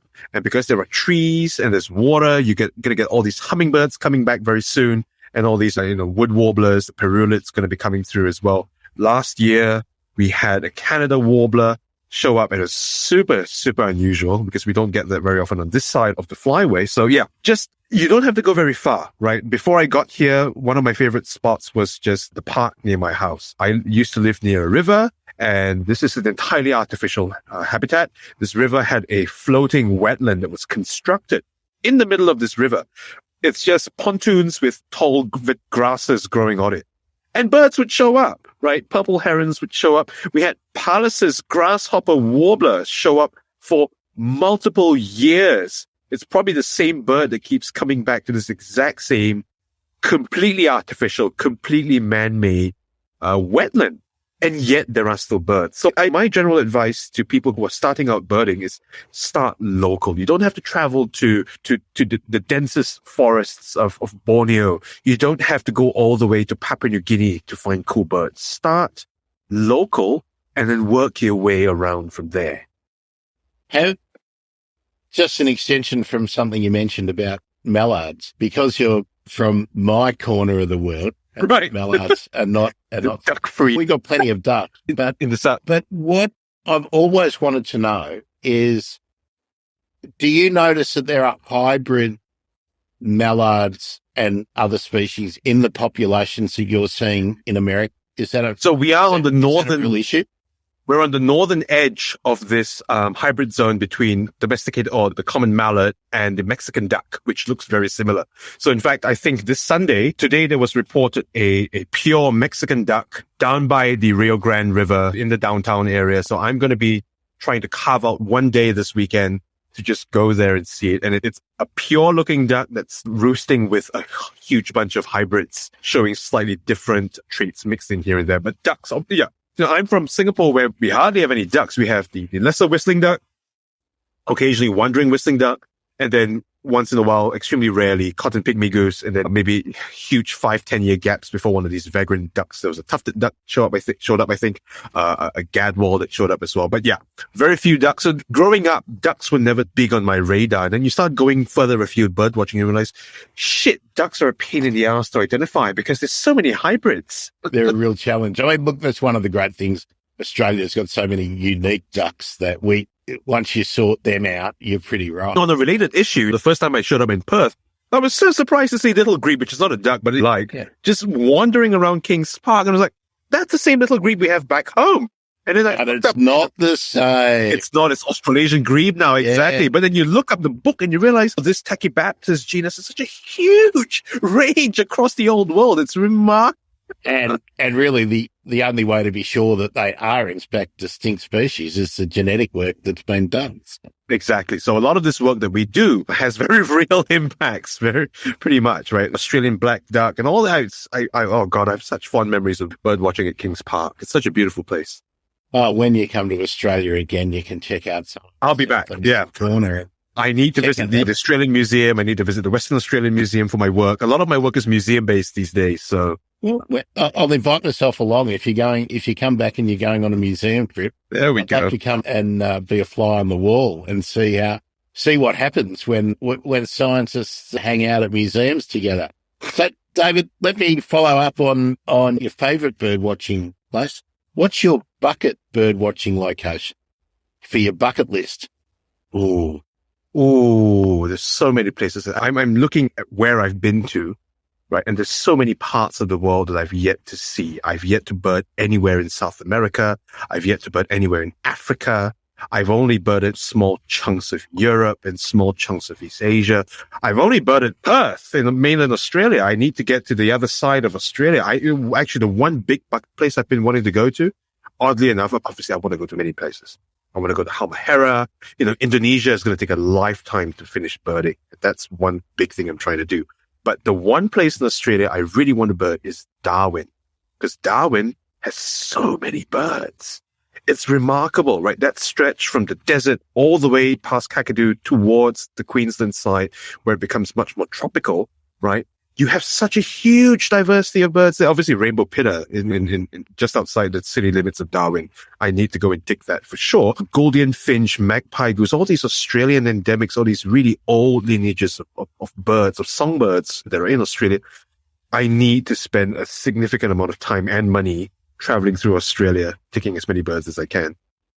Better get them before they're gone, Dave. That's it.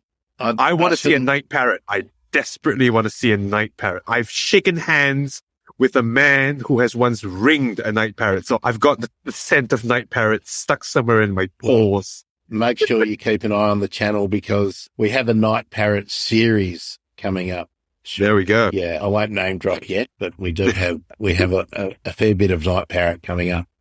All right, what is your favourite? How dare you ask that kind of question? How dare you? I am deeply offended by this. What is my... How do you expect me to choose? There are so many good birds out there. It's a challenge, mate, but you have to have an answer for that. Oh, God. It's got to be a pitta. I'll let you have the genus. That I would have let you have the family if you needed to go that far. But honestly, oh God, mangrove pitta. It's such a weird bird, right? It looks superficially like a blue-winged pitta, but it's got this honking great bill. It lives in the mangrove swamps, one of the best habitats in Southeast Asia, right? And one of the threatened habitats of Southeast Asia. It's got this incredibly sonorous call, and they're just such beautiful birds. Pittas in general are gorgeous. The banded pittas, the Gurney's pittas, all these pittas are just remarkable birds. But yeah, it's so hard to decide because there are so many really exciting, really cool, you're better asking me continent by continent, which is my favorite bird, right? To which I'll say Africa, green-breasted pitta. Asia, mangrove pitta. Australia, noisy pitta. America, no favorite bird because there's no pittas. South America, closest I can get, some kind of tapayoa. That's it. Now, of course, the answer is that the best bird or your favorite bird is every bird. No, it's the binchook. Needs to win best Australian bird of the year every year. All right. It is worthy of the title.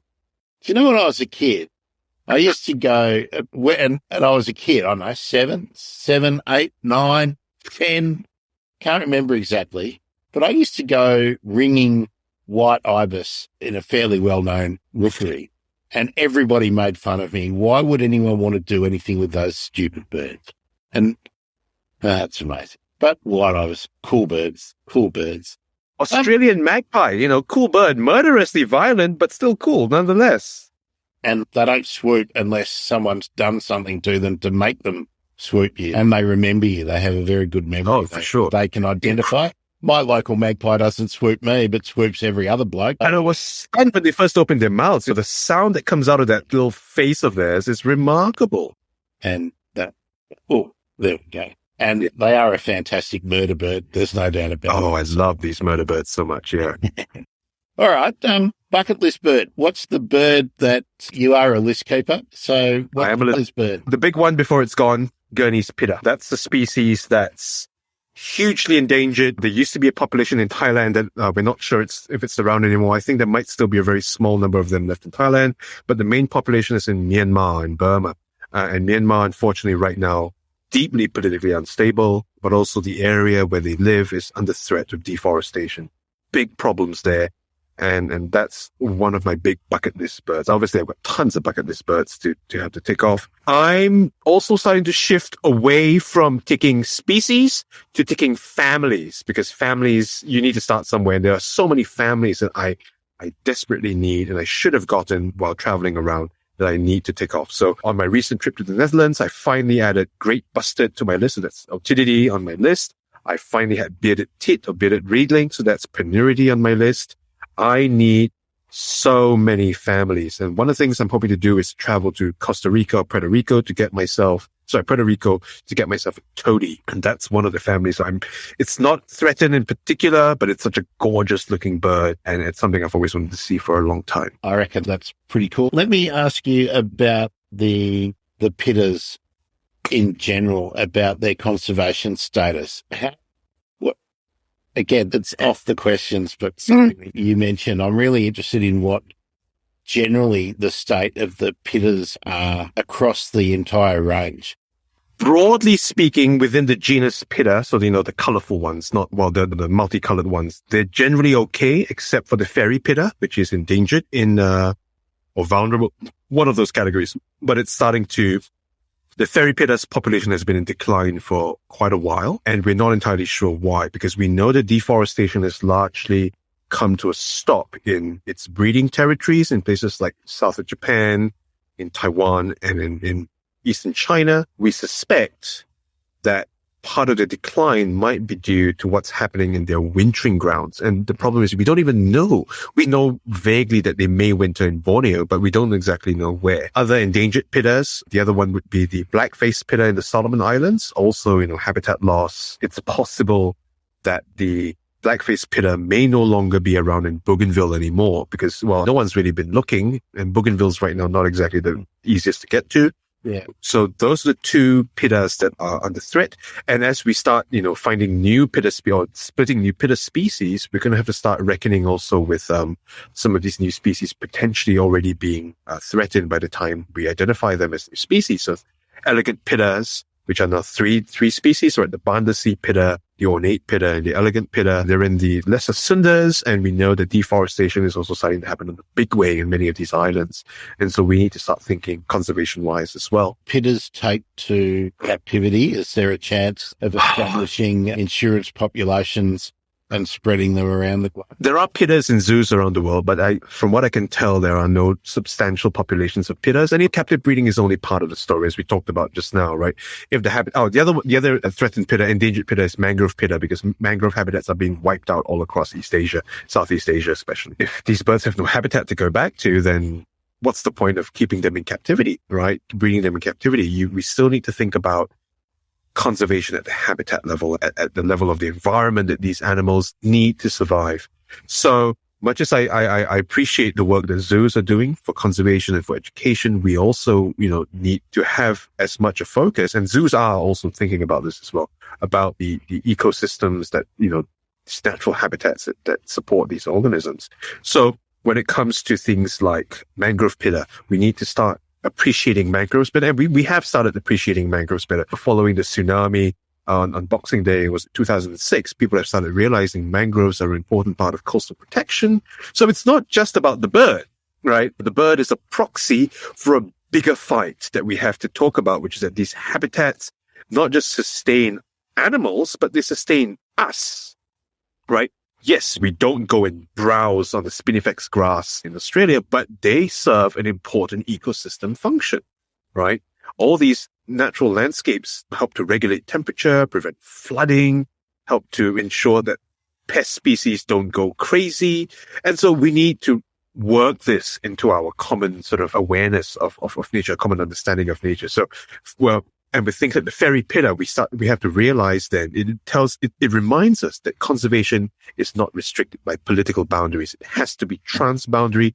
It has to be collaborative. It has to be big picture. So to round things off, David, you've grown up in Singapore, obviously been a few places around the world looking at birds, and now not enough. No, not enough. But you're getting around. And you're now in the southwest of America.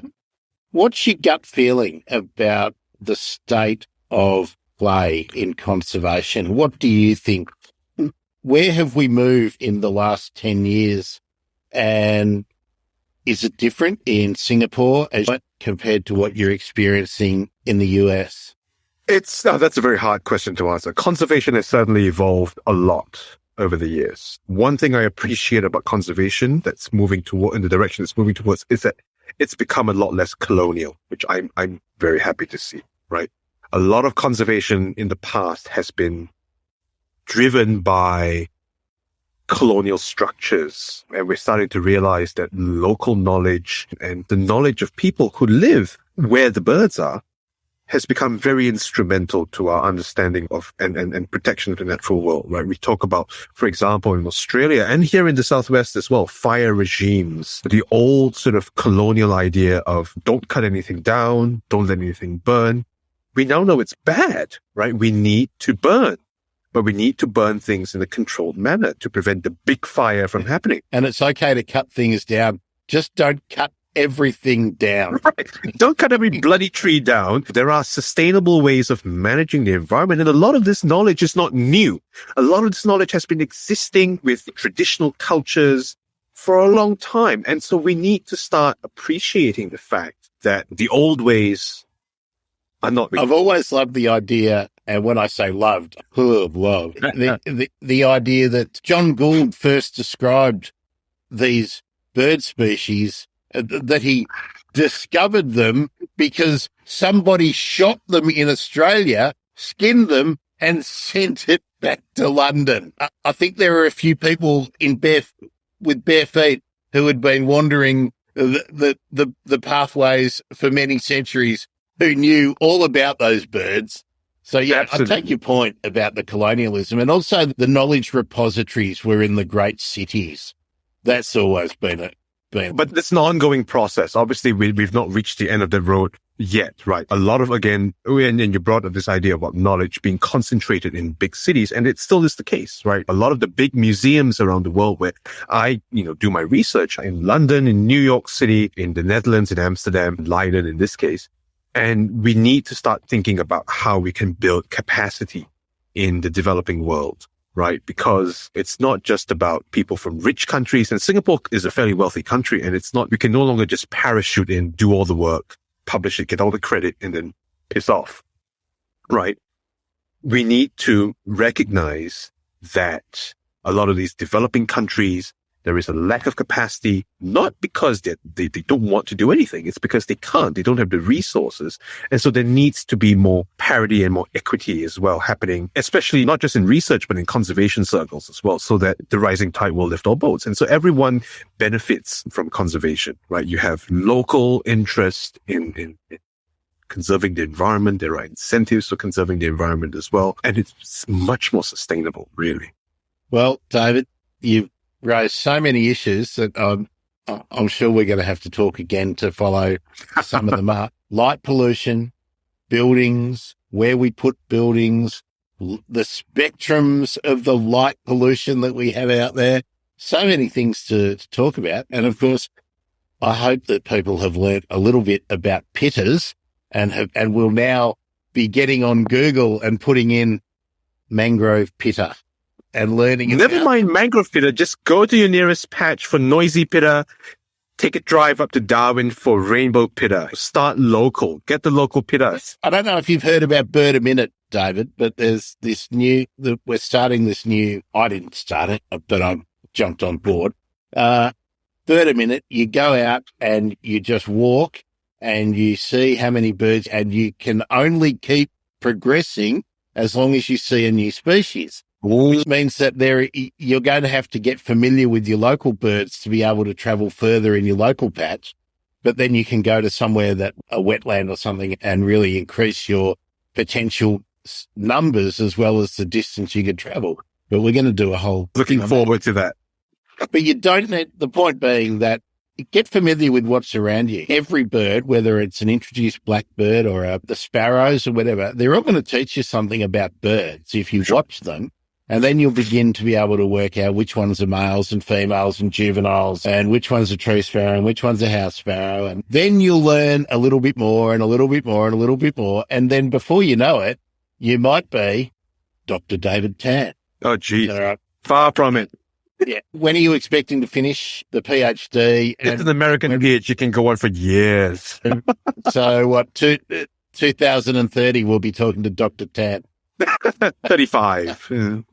How can you afford to live in America until I know, that's 2030, pal? Yeah. Anyway, David, thanks. I'm so glad that I was researching bird strike in Asia and I came up with your name. You're famous, David. No, I'm just, good with putting myself out there. I'm a bit of a whore. I'm really interested in the idea of maybe trying to do some educational stuff focused on Singapore and Asia, even while you're over there, because we have the tools to do it. I think Singapore is fine. We have lots of bird watchers, lots of interest. It's really the more underserved parts of Asia that needs a lot of this focus and could benefit from so much more. Yeah, we'll keep in touch about that. Keep an eye out for that. David, if someone wants to follow your exploits, have you got some social media that you'd... Just follow me on Twitter or Instagram, I guess. It's very hard to... My Twitter handle is very complex, but it's Geek Speak and Leet Speak, so it's... Hey, David, this is where I go. It'll be in the description below. It'll be in the show notes, that's right. It'll be in the show notes, exactly. So I'll pop that there. Whichever you're happy to share, just let me know. What are you publishing soon?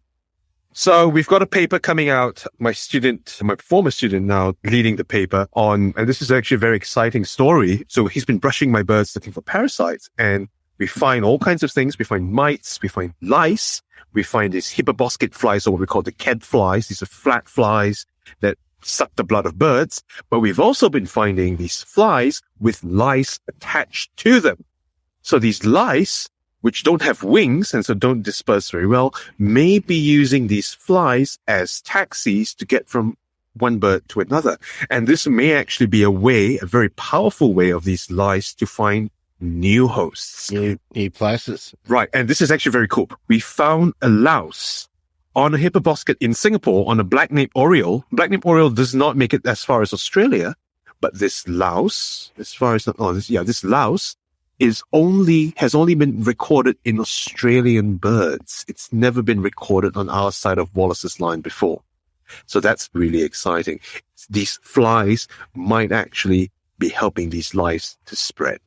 Wallacea, the mysteries of Wallacea. Oh, God, so much to be done. And how much will be unlocked with the advances in genetic analysis of... Genetics is one thing. It's just looking. It's observation, right? The more we observe, there's still so much to be done, so much to be seen. Amazing. There we go. It's not often we get a bit of louse content on the Bird Emergency. If you're looking for lice, this is one of the places to come. Thanks. Thanks so much. It's been illuminating. I've learnt so much. Hopefully everybody who's listening and watching has done the same. I'm Grant Williams. This has been the Bird Emergency. Thanks again. Bye. Bye-bye.